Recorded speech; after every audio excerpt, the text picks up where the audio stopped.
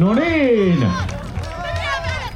Tervetuloa Chartersin kentille! Tulta tasangolla! Hyvät naiset, herrat, lapset, kyläläiset, kauppiaat ja kaukaa saapuneet matkilaiset. Vuosien herramme 911. Pohjolan meriltä on saapunut pelätty viikinkijoukko, jota johtaa mahtava sotapäällikkö Rollo. He ovat purjehtineet syvälle Frankkien valtakuntaan, polttaneet kyliä, ryöstäneet kaupunkeja ja täyttäneet laivansa hopealla ja kullalla. Mutta tänään heidän tiensä on päättymässä täällä Chartresin kentillä. Tänään ratkaistaan, saako miekka vallan vai kestääkö puolustajien tahto. Ja nythän me ollaan todellakin vuodessa 911 nykyisen Ranskan maalla Chartresin kentillä, jotka tulivat kuuluisaksi tästä mittelöstä, jota nyt täällä ensimmäistä kertaa elävöitetään Hämeen keskiaikafestivaalilla. Ja kuten huomaatte, askel askeleelta viikingit joutuvat perääntymään. Aika muista, kyllä sitä melkein voi tuntea tuon valtavan energian, mikä tuolla kentällä nyt on. Nyt lähti tää tilanne ihan uudenlaiseen kohtaan, nimittäin Frankki sai ratsujoukkoinsa paikalle.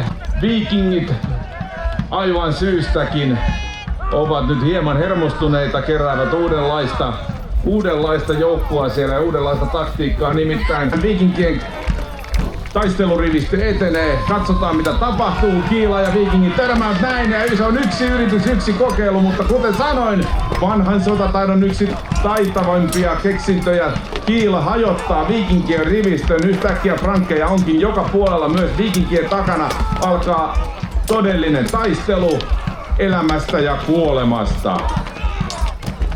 Nyt tarkkana seuratkaa missä menee frankkien johtaja.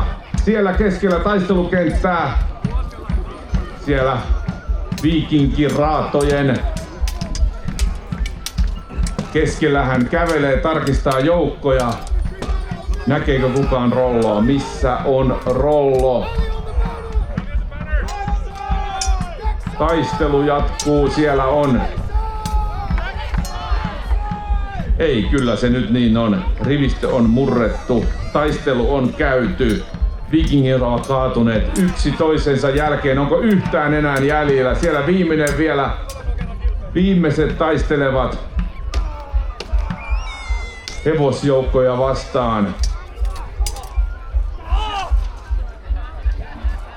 Ja näin näyttäisi siltä, että niin on viimeinenkin viikinki saatu pois hyökkäämästä ja uhkaamasta Chartreen rauhaa. Chartres on pelastettu.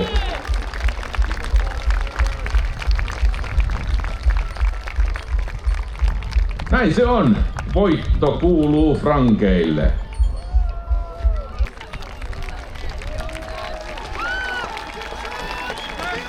Ja kuten niin monessa upeassa esityksessä ja näytöksessä, tällä kertaa te voitte taputtaa kuinka paljon tahansa, mutta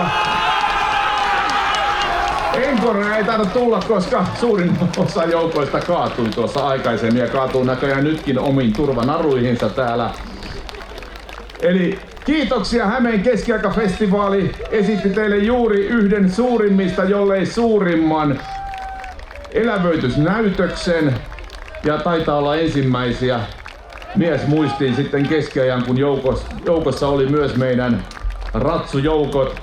Tätä esitystä toteuttamassa oli Elävä keskiaika, Vanajan sudet, Suomen viikinkitaistelijoiden liitto ja useat siihen kuuluvat joukot, Rohanin talli, Hämeen keskiaikatapahtumat.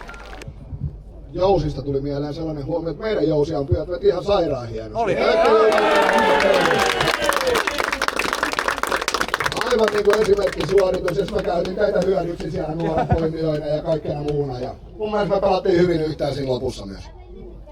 Hyvä. Sanot loppusanat. Loppusanat nyt. Noniin. Nyt se aikuinen nainen. Aikuinen. Ei mulla ole ääntä enää. Haluan juotavaa. Hei, kiitos kaikille, tää toimi. Me selvittiin, tää oli hyvä. Kaitsu ei saa taputtaa, älä huudata meitä enää noin paljon siellä kehässä. Kiitos! Kiitos! Otamme kerran vielä. Voima! Kunnia! Voima!